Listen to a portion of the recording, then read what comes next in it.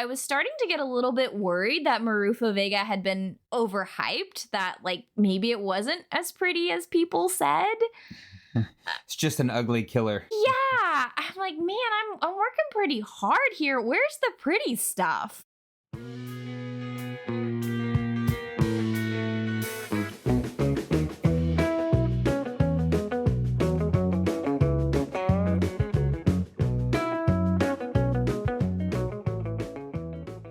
Welcome to This Fucking Trail, home to brutally honest takes on Texas trails, hiking hilarity, and all things adventure-y.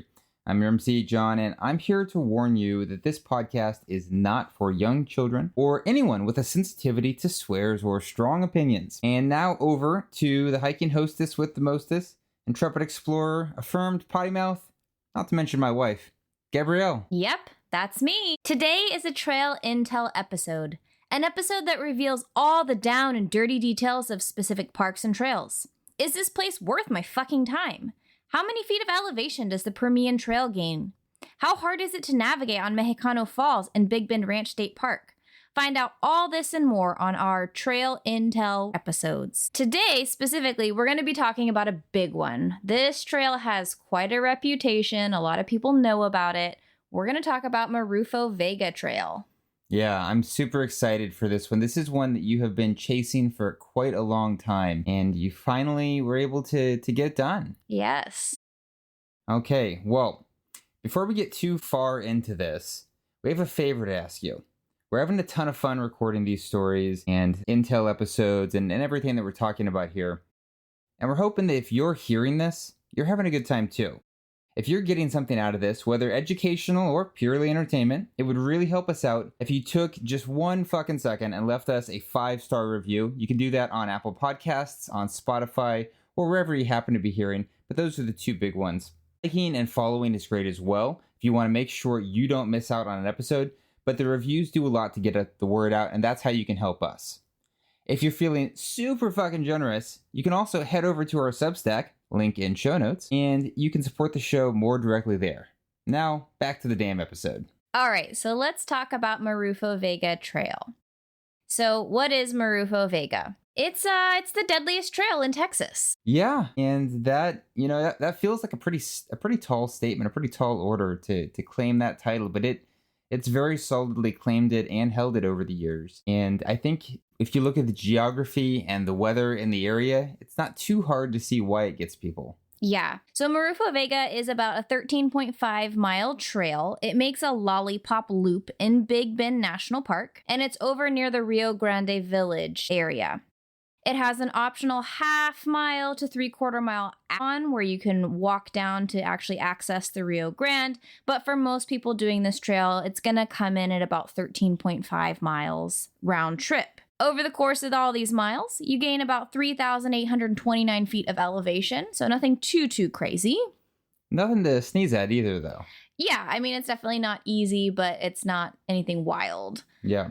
So Marufo Vega is known for being a really strenuous, challenging hike because it is a longer trail, because the terrain is tough, and it's really exposed. There is no shade on this trail, and it's also incredibly remote. You're not going to see anybody probably when you're doing this trail. It's known for some really spectacular views of the Sierra del Carmen and the fabulous solitude that you're going to experience when you're out on this trail. It's named for a man named Gregorio Marufo, who once grazed goats along the Rio Grande. Oh, okay. I didn't know that. Yeah, kind of cool. And Vega translates roughly to meadow or fertile plain or fertile lowland. And as you're hiking this trail, you're still going to see some cows, horses, and mules that graze in the area, even though they're not supposed to. You can check out more about the animals that graze in Big Bend Park and their impact on the blog. We have an article about that. All right, so Marufo Vega has a pretty terrifying reputation. It's known for a very high number of search and rescue operations. More people die or need search and rescue on this trail than any other in the state. And this is true not just for rookie hikers, but also for experienced hikers. Yeah, didn't somebody pretty well known pass away pretty recently on the trail? Yeah, a man named Richard Merrill passed away on the trail, unfortunately. I don't remember what year, but he was a very experienced hiker. He knew what he was doing. So this trail is dangerous for all types of hikers. Yeah, I don't know if this is one that I personally would be super excited to do, given kind of what you have to go through to successfully do it. Yeah, there's been, from what I could find, there's been about 7 documented search and rescues on this trail since 1995. And what I could tell is in the beginning, when people first started needing search and rescue on this trail, is there was more search and rescues and fewer deaths on the trail. And that trend has kind of flipped in the past couple of years, where less people are calling for search and rescue and more people are actually dying on this trail. There's been about 6 deaths on the trail. Kind of the really scary thing is that there were back-to-back fatalities on this trail in 2023 and 2024. Yeesh, yeah. And I mean, those have also been some pretty hot years here in Texas. And of course, as you mentioned, this being a trail that has just no fucking cover whatsoever. Being down by the Rio Grande, one of the hottest areas in the state. Yeah, I mean, you can certainly see what can get you out there. Yes, I experienced that firsthand. Okay, well, so I'm assuming that you've got a list for me of like all the shit that will kill me on this trail. And I think that maybe is a good place to start. For kind of going through is talking about like what should we know if we're gonna do this, if I'm gonna go out there and try to hike this damn trail. Yeah. How do I not die? So for starters, it's a very strenuous trail. Like, I can't emphasize that enough. The terrain is hard, it's exposed, it's hot. I personally didn't find it hard to follow the trail. There's a lot of cairns, and where there's not cairns, the path is very easy to follow. So I didn't find the navigation to be hard. Well, that's good. Yeah. But it is physically challenging. There are sections that are pretty darn steep, both going down and coming up. And there's some pretty rough footing. Would you describe the steep sections, or is it like steep hiking? Is it like a scramble where you're sort of occasionally using your hands, or are there sections of like full on like you're on all fours? Because there's no doggy style on this trail. Okay. There's a tiny bit of scrambling down through a canyon on the north prong section of this trail as you're going down to hit the Rio Grande, but not much. And then the other climbs are they're steep, but you're on your feet. You're not needing to use your hands. Okay, that's good to kind of clarify exactly just how steep is it. Yeah, it's a burner. I made a video of my time on Marufo Vega, and if you listen in all the videos, you'll hear me panting in the background. Yeah, I think I heard one of those play, and I think while you were editing, and it was just you breathing very heavily, and I was just like, oh, she sounds tired. Yes. Oh, it's a video. So, like we've already said, and like I'm going to keep saying, it is exposed. There's no shade whatsoever, which means, duh, this place gets hot. But I think it's really easy to underestimate just how hot it gets. Well, how hot is it? I don't know. I feel like I heard that somewhere one time. Anyways, go on. How hot is it though, really? It can get above 100 degrees easily in the summer. So this is the kind of trail that should really only ever be considered November through March. You know, you should not be hiking it outside of those months. Even in November, you may want to think about the weather. How hot is it actually in November? November is not a guaranteed safe month to hike it in. It depends on the year. It depends how hot it actually is. I was going to hike this trail in November of 2024, and there was a fatality on the trail in October of that year. The park never really released any details. As they released information about the search and rescue and the result of that search and rescue, they warned of the dangers of how hot Marufo Vega is, so I assume it was a heat-related death. So I decided that it was still too hot to do it that year, and I bailed on my attempt because it was still so stinking hot in November. Yeah, that's just sort of the hazard of living and hiking in Texas, right? Is it does get pretty warm, but that's especially true out in the Big Bend desert areas. And Marufo Vega, of course, is like peak desert. Yeah, it gets really, really hot, but it also gets really cold. So I would say that your only guaranteed safe months are probably December through January. It's probably not going to be too hot. Those are the 2 months that you can count on, like, I can do this safely. I did actually completed this trail in February of 2025, and it was getting really hot. as I finished the trail. I actually had to start really early. I had to start at, I think it was 4:45 a.m. so that I could be off the trail by 2 o'clock at the latest so that I wouldn't be exposed to so much heat. So even in February, it was crazy hot. Yeah, that's like a real fucking alpine start for you. Some of them start at 2 a.m., I know, but for Texas, it's a Texas alpine start. Yeah, like that's, look, I don't like to be out of bed before 8, so that's pretty friggin' early to get up and go hike. It is. And how do you remember how hot it got by the end of that hike? Like when you were getting off the trail? I think it was in the 90s, upper Oof. 80s or 90s. And I finished at about 1:30 p.m. So that wasn't even in the hottest part of the day. Right. Yeah. And that's in February. So that's just kind of, I feel like that maybe gives people sort of a baseline expectation of why you're emphasizing this so much. Yeah. I remember you saying it was hot, but I couldn't remember how hot. Yeah, it was stupid. I was like, nope, I cannot be out on this trail at 4 o'clock or I'm going to fry. Yeah. So you really can't underestimate this trail or there's going to be consequences. There's really no room for making any mistakes on Marufo Vega. You really do have to be on your A game. So I would say you really need to be in good shape to do this and to be a really experienced hiker. Definitely not a trail for kids. I wouldn't take our daughter on it. Yeah. Even though I've done it before and like theoretically everything should go smooth, I don't think I would take that chance with her. Yeah, I appreciate that. Thank you. Yeah, I'm a good mother. Might not be the best wife in the world since I run off and leave you all the time to go hiking, but...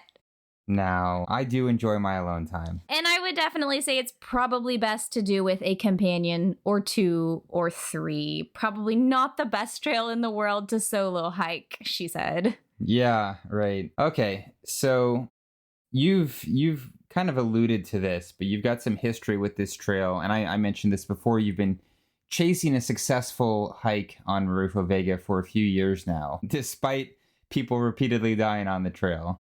Your morbid fascination has only increased over time, and here we are. You did pull it off, and I didn't die. You didn't die. I was periodically tracking your location via the bivvy. Love that device. Yes. So I tried to do this trail in January of 2023. And I turned around because it was raining and it was freezing cold. And if I'm honest, I'm a little bitch. I got out there, I don't know, 2.5 miles. My boots were soaking wet. I was sopping wet because even though it was really cold, I was working really hard. So I was sweating in all of my gear. And I thought, 12 more miles of this? I don't know about this. This seems like a recipe for hypothermia. So I turned around and I bailed. And of course, I was scared of the trail too. That was kind of in the beginning of my solo hiking days as well. So I didn't quite have that confidence established. Right. Yeah, which is such a big part of it's like a double-edged sword, right? You have to be confident enough to do it in order to successfully do it, but also not so confident that you gloss over dangers or mistakes. Right. This is definitely a trail you need to be willing to turn around on. Yeah. For many, many reasons. And then, like I said, in November of 2024, I was going to attempt it, but there seemed to be a heat-related death in October of that year. So I decided not to. When I was up there in November of 2024, I asked the ranger about it and she just kind of shook her head and said, don't. So I left it be. Fair enough. My most recent trip was a success. So Yeah. I kind of want to walk through that so people can kind of know the steps that I followed since this was finally a successful attempt. Yeah, I mean, I feel like it seems like the first part of the blueprint should be consider attempting it multiple times and giving up multiple times, and then maybe you'll succeed. Perhaps so. At the very least, work up to it. But let's talk more explicitly. What did you do this time that led to your success? Yeah, so this time I checked in with the ranger, kind of asked him if there was anything I needed to be aware of on Marufo Vega. He seemed really hesitant to give me any information until I was like, I've been on it before. I've bailed on it twice. You know, I'm going to start at 5 o'clock in the morning. Like, just give me, have any trail conditions changed? Is there anything new that I might need to know? Yeah. And so then he gave me the paper map that they have at the trail. Of course, I already had the map downloaded on Gaia. I already had the National Geographic map with me, but they have a paper handout that was nice as well. I had kind of thought about caching water because this trail is a lollipop shape. It kind of goes out for about 2.5 miles, and then it splits into a circle.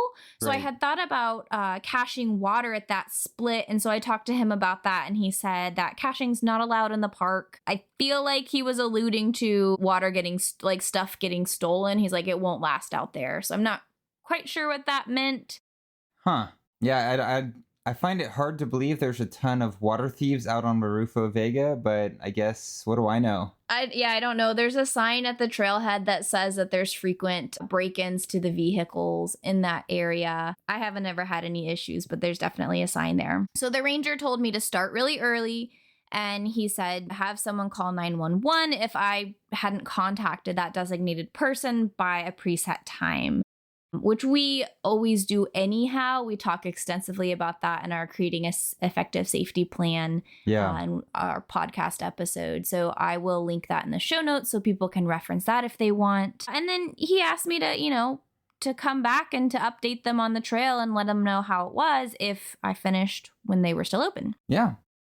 Yeah, very good. So that's, I feel like a great outline for like how to kind of, I feel like take advantage is the wrong phrasing, but how to benefit from the presence of the rangers. And also, if you're going to do something more challenging, how to have kind of a positive relationship with the park and the people who are working there so that they know that you know what you're doing and you're not just going out there and causing problems for them. Yeah. All right, so let's kind of talk about the nitty-gritty logistics of Marufo Vega. So this trail is located in Big Bend National Park, on the eastern side of the park, like I said, near the Rio Grande Village. The trailhead is located on the right side of 1562. The road leading to the trailhead is paved, so you do not need a special car to get there. That's nice. Yes, anybody in any sad little car can make it. I will say, if you get to Boquillas Canyon parking lot, you've gone too far. You missed the parking lot. So the parking lot for Marufo Vega is also the parking area for Ore Terminal and Straw House Trail. This trail can be done as an overnight or as a day trip. I know a lot of people backpack it, but I was planning to do it as a day trip. I feel like that could be kind of a rough backtrap. Maybe it's not so bad in the really cool months, I guess. Feels like, what are you going to do in the afternoon? Like, you're not going to want to hike through the heat of the day. So I guess you set up in the zero shade. I don't know. People do crazy things. Yeah, I don't know. I was kind of keeping my eye out to see, like, is there any good places to pitch a tent? And I didn't see any, but I've seen online that people talk about various places off the trail where it's good to pitch a tent. Okay. I don't know that I would ever backpack it, but who knows what the fuck other people are doing. Yeah, exactly. All right, so let's talk about the supplies that you need, because there's a little bit more that goes into this trail than to your average trail. So you need your 10 essentials, duh. But let's talk a little bit more in depth about some of them. So water is probably the most important thing on Marufo Vega. The recommendations from Big Bend National Park say to carry at least a gallon on this trail. I personally carried 6 liters. I felt like I was drinking constantly, like sipping constantly, but I actually only drank 2.5 liters throughout the course of the day. I also carried water purifier and tablets since I was going to be down by the Rio Grande. You're definitely not supposed to drink that water if at all possible, because it's some of the nastiest, dirtiest water out there. But I also logicked out that, if something happened and if for some reason I got lost or had to spend an overnight, then at least I would have a purifier and tablets for the worst case scenario. Right. At the very least, you could do your darndest to disinfect and clean that water and keep yourself alive. Exactly. And I don't normally carry a water purifier or tablets with me because it's Texas and there's very few natural sources of water out on the trail. So that was something that was a little different for this one. Yeah. Of course, you're going to carry the satellite device such as a Garmin InReach, or we use the Bivy stick. And I was checking in with you pretty frequently, sending those check-in texts. So you could kind of track where I was and make sure I was still moving. Yeah, yep. And that was very handy. I assume it works similarly with the Garmin or with any of the other mini devices that are out there, but the check-ins all come with a geolocation that appears on the map, so I can see that you're making progress. And I could also see, if you're sending repeated check-ins without moving, then I would start to get suspicious that maybe something was going wrong. Although, of course, you could just text me if something was going wrong. Yeah, we are going to do an episode covering all the details of using the bivy stick and what it does. So stay tuned for that. Of course, you want to have a charger to recharge your phone and the bivy if you need it. That's really, really important on a longer hike like this. You're probably going to need to charge up your phone. And then sun protection is really important on Marufo Vega. You need a shirt, like a long sleeve shirt, and sunscreen at the very least. And this might sound a little funny, especially to Texans, because I've never seen Texans utilize this. But I would consider maybe they're called hiking umbrellas. I've nicknamed them sunbrellas, but it's basically an umbrella that helps protect you from the sun. Because there is no shade on this trail, if you're hiking it in a month like I was in February, where the temperatures are getting toasty, I carried this umbrella. My thought was that if I was out on that trail too long, if I was getting into trouble with the heat, I could use the umbrella to kind of bring that temperature down and get the sun off of my skin. Yeah. I've never used it myself, but there's this from Gossamer Gear. It's called a Light Trek hiking umbrella. And on the website, it says it can lower the feel by up to 15 degrees and it has a UPF 50 plus rating. So I don't know if it's all that, but that seems pretty cool. Yeah. I mean, certainly one of the big dangers there is as the sunlight gets more intense, as the sun gets higher in the sky, the impact of it becomes stronger and stronger, right? Not only is the temperature going up, but that direct sun exposure is also hitting you more directly. And your UV exposure is going up at the same time as the heat is going up. So you're getting heat stroke, you're getting sunburn, which is drying you out even faster. It's all a whole compounding sequence of just bad things happening. So I can see why you might want a lady's parasol as you strolled down the trail. Definitely want to have a waterproof shell, something to keep the rain off of you in case it does happen to rain, preferably in a nice bright color. So it's easy for search and rescue to find you should you need to call for search and rescue. Obviously, you want to carry that first aid kit, definitely an emergency blanket, because this is a trail where you might actually spend an unexpected night out there. Like the chances for spending an overnight on Marufo Vega that you didn't plan to do are higher than a trail like, I don't know, say Guadalupe Peak, simply because it's more challenging and more remote. And a lot fewer people on it as well. Yes, you are. I didn't see anybody else out on that trail when I was out on it and completed it. I didn't see anybody on it when I attempted it in January either. So you're just, nobody's going to be out there to help you. Yeah. And then, of course, you want to take your food. Lots of food, extra food. And then think about what you want to do, what you're going to do if somehow you get lost or if you have to spend an unexpected night out on the trail. Like I said, your likelihood for this is a little bit increased over a lot of places that you might hike. So just spend some time thinking about that as you think about what gear you need to bring, what you need to pack, what you need to carry.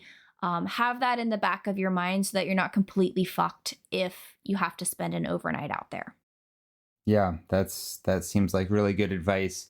It seems like from what you've said, my impression is that, if you're getting lost out there, it may be because you got dehydrated or you got too much sun exposure. And so you want to be aiming to mitigate those two problems, because those are the things that, even if they don't kill you directly, might get you killed ultimately. Yeah. And then, to have something in mind in terms of how to get through the night if you have to hunker down behind a boulder and hide from the sun for the afternoon rather than trying to trudge home through the sunstroke and not having any idea where you're going. Yeah.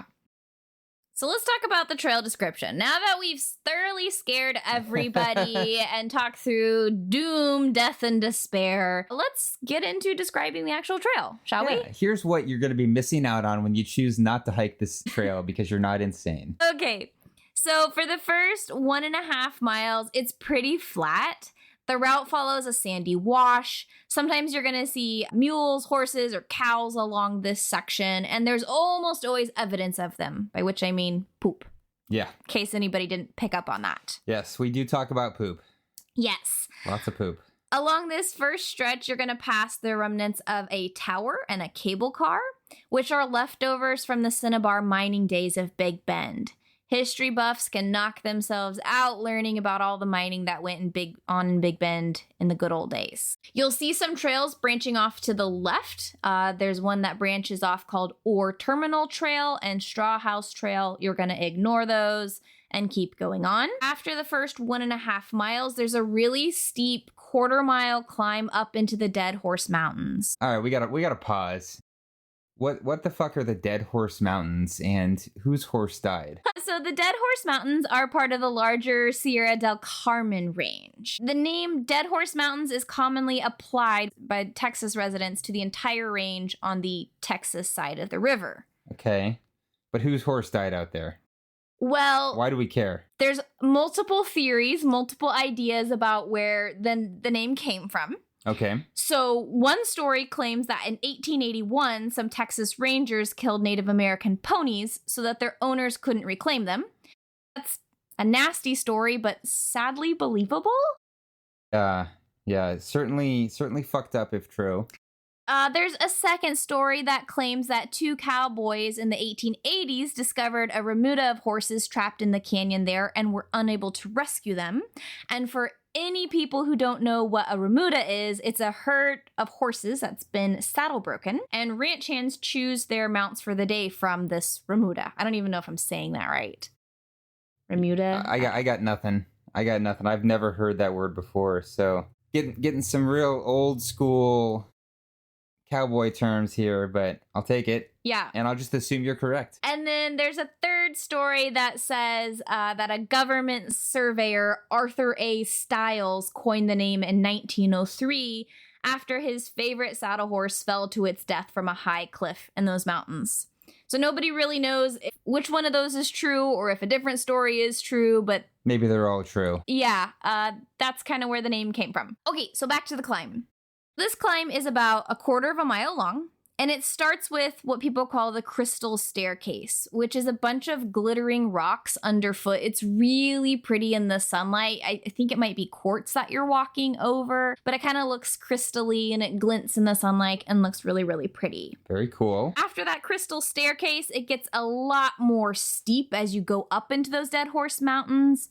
The terrain is really rocky. There's not much of a distinct trail, but you kind of just follow the path of least resistance. You can see cairns kind of up at the top, so you know where you need to go. When I did this trail in February, I was doing this section in the dark, and so I didn't realize how steep it was until I came back down it in the daylight. And as I was coming down it in the daylight, I was like, holy fuck, this is steep. Can't be afraid of what you can't see, I guess. Yeah, it was great. I wasn't suffering in the dark. It was, I don't know, it was great. Must be nice. So after this climb, the trail's a lot less steep until you hit the north and south fork split.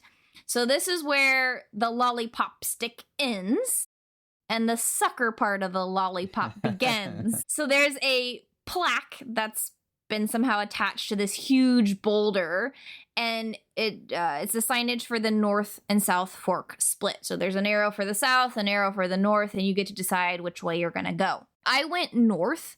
That's the longer prong. It's 3.8 miles. So I kind of wanted to get that longer prong out of the way earlier in the day. I don't know that it really matters all that much which way you go. You're going to see it all regardless. So up until this point, the scenery's good, but it's not jaw-dropping.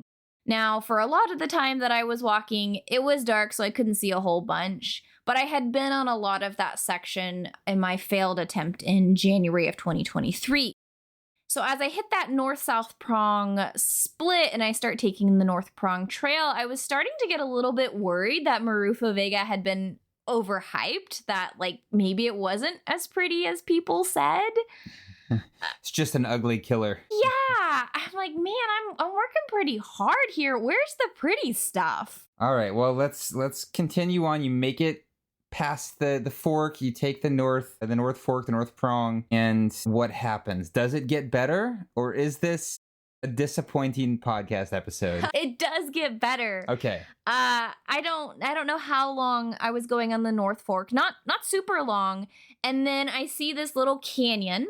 And as far as I can tell, the canyon doesn't have a name. I did a lot of research trying to see if this canyon had a name, but it kind of opens up and drops down towards the Rio Grande, and the trail starts to go downward really steeply.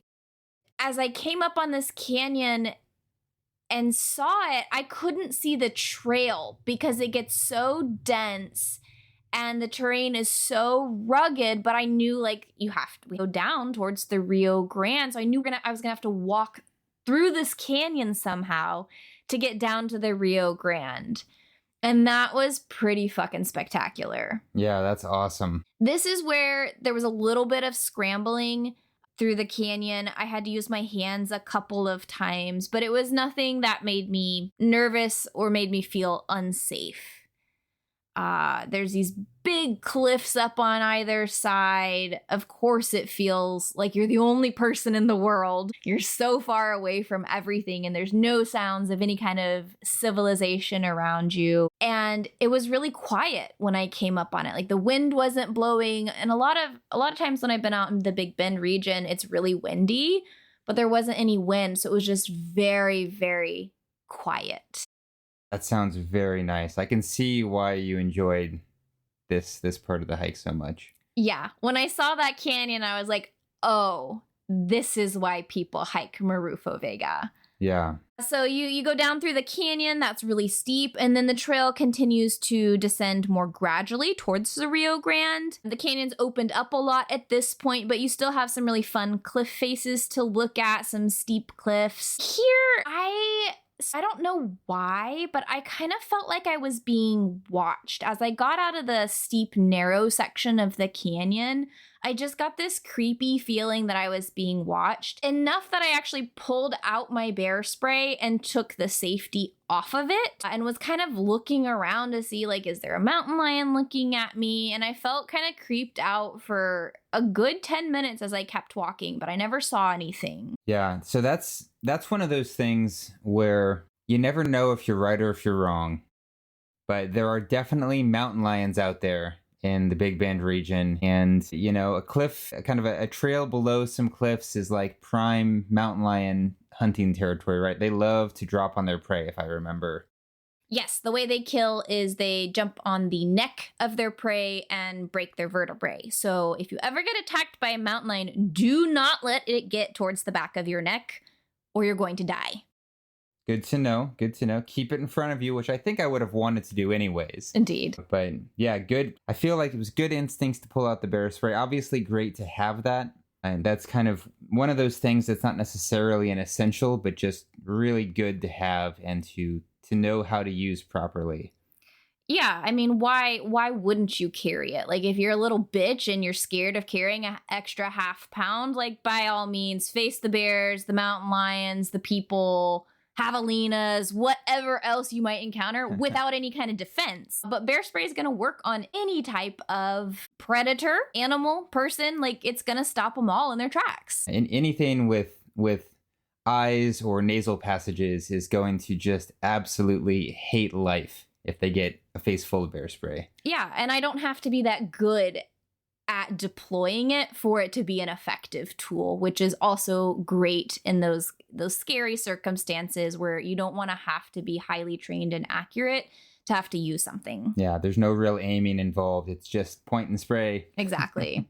But yeah, this creepy watched feeling a couple times on my hikes, and this feeling just, it kind of hits me out of the blue where I'm like, I'm being watched by something. I have 2 other instances where I'm pretty sure something was watching me, and I can't tell you what was different about it, but you just get that feeling that something is watching you. I would be so interested if they can figure out like if researchers can look into and figure out what is it that kind of puts your hackles up, what triggers us to kind of go, I'm being watched. Yeah. It feels like one of those things where there's probably some subconsciously noticed triggers some movement that you can't even consciously put a finger on, but like Yeah. a shadow in the wrong place, or some movement where there shouldn't be movement, or it's got to be something. Yeah. Yeah. But nonetheless, a good feeling to respond to as you did. Yes. All right. So I continued down towards the Rio Grande, and the Rio Grande wasn't so grand this time. When I was down by it, it was really small. You could have waded across it. I kind of sat there and thought a lot about the water situation in Texas and Mexico, and I thought about borders and kind of just reflected on what does this river represent, and was really sad that it was just so low. Yeah. I saw some horses, some mules, some cows on the Mexican side of the river grazing there. And this section of the north prong of Marufo Vega just kind of parallels the Rio Grande. So along this section, it's relatively flat. It's easy to follow. The footing isn't too challenging. So it was a nice little cruising part of the hike. Very nice. Very nice. Good views out there. The views were okay. Like once you get down to the Rio Grande, you're just kind of looking at the river, and there's quite a bit of vegetation down by the river. I think would probably be a little bit more exciting when the river is more healthy. It's not all that pretty to look at some, what do you call it, when the water gets really nasty, like sludgy, overgrown, like lots of vegetation in the water. Oh, okay. So it just wasn't super duper pretty. Unfortunate. Yeah. At about 8 miles into this hike, I realized I was going to complete it, because at 8 miles, there's no reason for me to turn around. I have to keep going to make it out. So that was super exciting when I kind of realized, oh my gosh, I'm more than halfway through this hike. I'm going to do this. I've been working on this for a long time. This is so exciting. But I kind of tried to suppress that really quickly. I started getting real high and real excited. And then I was like, wait a minute, hold on. I got to keep my focus. I can't relax. I can't let my guard down. More people die coming down from Everest than do on the way up. So you've got to keep that focus. Which is one of those weird and like incredibly depressing bits of trivia about sort of like mountaineering, of which there are all too many. Yes. So I made sure to maintain my focus, making sure that I was drinking, sipping my water frequently, eating, like forcing myself to eat frequently, applying my sunscreen at least every 90 minutes. Like there's no room for mistakes on this trail. You can't let yourself get dehydrated, get low on calories, start to get sunburned, because that sets you up for disaster. So the section of this trail that parallels the Rio Grande is about 1.5 miles long. And like I said, it's really easy hiking right there. Once you complete the north prong, you hit the south prong. And for me, since I had come via the north prong, the south prong was a climb up away from the Rio Grande. Right. Yes. The best part of any climb, the up part. Yes. So climbing up from the Rio Grande via the South Prong was hard. The trail was rough. There's a lot of rocks underfoot. It was incredibly steep, really tiring. I think if I had to make a judgment call, I would say coming down through the canyon on the North Prong is probably steeper than it was to ascend up the South Prong, but it's close. Not a clear winner for either direction then, just sort of whatever you feel is right. Yeah. There's really good views as you're going up the South Prong away from the Rio Grande. Make sure that you turn around and look behind you, because the views from that point are incredible. Like mountains are just rippling out across Mexico. You see the river. Phenomenal and super beautiful. It sounds like the river maybe looks a little better from further away. It definitely does. Once you can see less of the vegetation around the river and the nasty water, it looks much more pretty. Yeah, you see it kind of winding like a ribbon through the landscape. Yeah. Yeah. And you're going to have lots of opportunities to turn around and look as you need to stop and rest and pant going up the South Prong. Yeah. Well, perfect time then. Sounds like that actually is kind of a winner. It's better to climb up there because at least you have really good views as you turn around. Yeah. Although I guess in the canyon you'd have the same thing, so... Yeah, whatever way you decide to go, whatever you ascend, whether it's the South Prong or the North Prong, make sure to turn around and look behind you, because you do not want to miss those views on South or North. And you're going to need the rest, for sure. So once that steep climb is done, you're back up in the Dead Horse Mountains. And again, the trail becomes relatively flat. And there's still some really great mountain views all around you. Pretty much 360. There's beautiful mountain views. Just make sure that you don't join those dead horses and wander off a cliff because your head is on a swivel. Yeah. Again, I made a video of my hike on Marufo and it shows all the pictures and videos of this area. So be sure to check that out in the show notes because this is a trail you're going to want to see. Even if you're not going to go hike it yourself, you want to see these views, at least in video or in picture. So like I said, navigation on Marufo Vega was pretty easy for me up until I hit the north-south split. So coming on the south prong towards that north-south prong split, I did briefly get turned around. Once I was back at the boulder that had the signage on it, there is a wash, like an old riverbed. And so it looks like, and it's pretty clear, not a lot of growth in it. And so it kind of looked to me like, oh, you just walk down the riverbed for the trail. So I started to do that, but I quickly realized that there was no cairns in the riverbed. And so I'm walking, looking for cairns, and there's no cairns. And I stopped probably less than a quarter mile, turned around and went back to the boulder that has the north-south signage on it, turned around and started to look for cairns.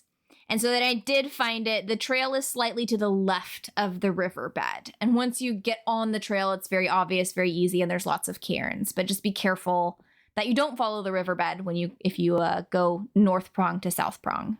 Yeah, that's a super good note. And I think also like a great example of one reason that I really trust you as a solo hiker is that you are not afraid.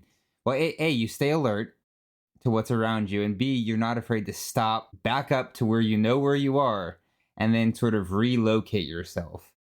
Or maybe I should say you're afraid of the opposite happening. You're afraid enough of getting lost that you're totally okay with backtracking to a point where you know where you are, and then sort of refiguring out from there. I think it's all too easy, especially toward the end of a long hike, to either get overconfident or impatient and just be like, no, I'm sure this is the right way. If I just go a little further, I'll figure it out. No, you won't. If you just go a little further, you'll die. Yeah. Or get, have to call for search and rescue or something bad will happen. Yeah. Trying to force your way down when you're not sure that it is the trail is never the answer. So that's a good note. So shortly after relocating the trail, I got back to that really steep quarter mile. It was now at this point a descent down to the crystal staircase. And that's when I realized just how steep this descent was.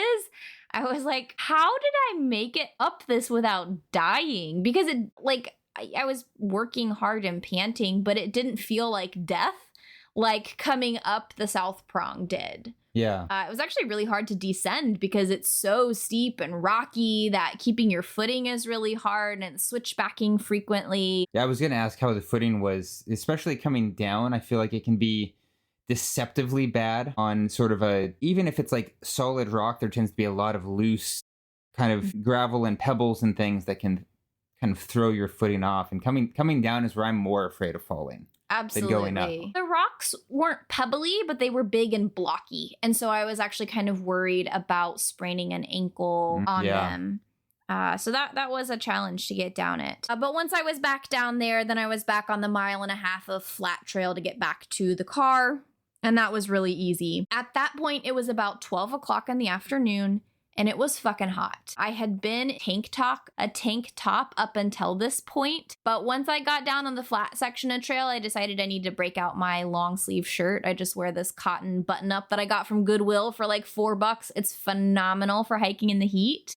So I put that on to protect my skin because I felt like I was getting roasted even though I had my sunscreen on. Yeah.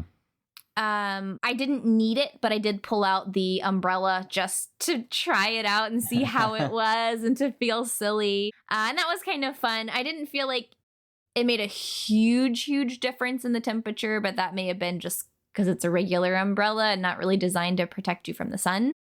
Right. Yeah, it'll keep the rain off. It won't keep those UV rays from hitting you. Yeah. And it was I think it was really easy to see how people get into trouble on this trail. Once I kind of started to experience the heat of Marufo Vega, I thought of, okay, if I was back, halfway back on this trail and was feeling this, I could see how I could get into big trouble and very quickly become dehydrated, heat exhausted, leading into heat stroke. Like, it felt very real once it got hot. I was like, okay, I feel like I understand how people can underestimate this trail and or get into trouble on this trail. Yeah, given what you've told me about the terrain and obviously just the total lack of cover from the sun and how hot it gets even in months that people think of as cooler months.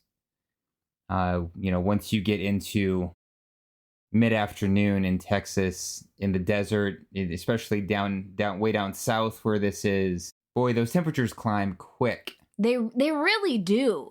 At 10 o'clock I was fine, and then by noon I'm like, damn, it's hot. So I agree with you. I can see how you could end up in pretty bad shape, no matter how much water and food you have with you. It's hard to fight the sun. At a certain point, if you get dehydrated, it's very difficult to rehydrate out in such heat, and you have factors like gastric emptying time. Like, you may not be able to rehydrate yourself even if you have enough water. Yeah.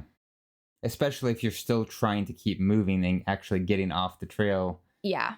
Everything is fighting against hydration at that point. So yeah, I'm very glad that you were smart enough to leave super early and hike a lot of this before it got hot. Yes, I am very, very happy about that decision. So it took me 6 hours and 48 minutes to complete Marufo Vega. So my average moving time was about 30 minutes per mile. The trail really forced me to be on my A game, which I really enjoyed that about the hike. I was dialed in on all aspects like navigation, hydration, food, and sunscreen. And so that was kind of a fun challenge to stay so alert and make sure that I was taking care of my body. When I got back to my car, I was kind of sitting there changing out of my trail shoes into some sandals and stuff. And a couple pulls up into the parking lot, and they're looking at the trailhead and the signage and like, oh, how long is this one? 14 miles. And they're talking to each other.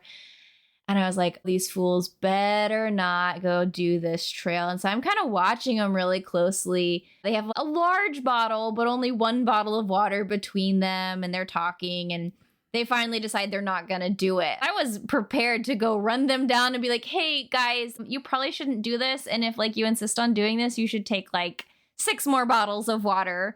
Yeah. But they decided to be smart. But I was like, oh my gosh, am I about to see some people start this trail in the heat of the day thinking that they can complete this 14-mile loop starting at 1:30, 2 o'clock in the afternoon? Yeah. In 95 degrees. Yeah. Well, I'm glad they made the right decision. Me too. But again, just highlights how easy it is to make the wrong one out there. Yeah. That's Marufo Vega Trail in a nutshell. What I'm taking away from this is that there are some parts of it that I would really love to see, but also, gosh, it sounds like a pretty challenging hike. And certainly right now, I know that I'm not in condition for a hike like that. I'm still kind of reconditioning post knee surgery, and I cramped during our hour-long workout the other day. So. Is it, so based on what I've described to you, is it a trail that you would want to do? Would you add it to your bucket list, or is it a trail that sounds cool but you wouldn't actually ever do?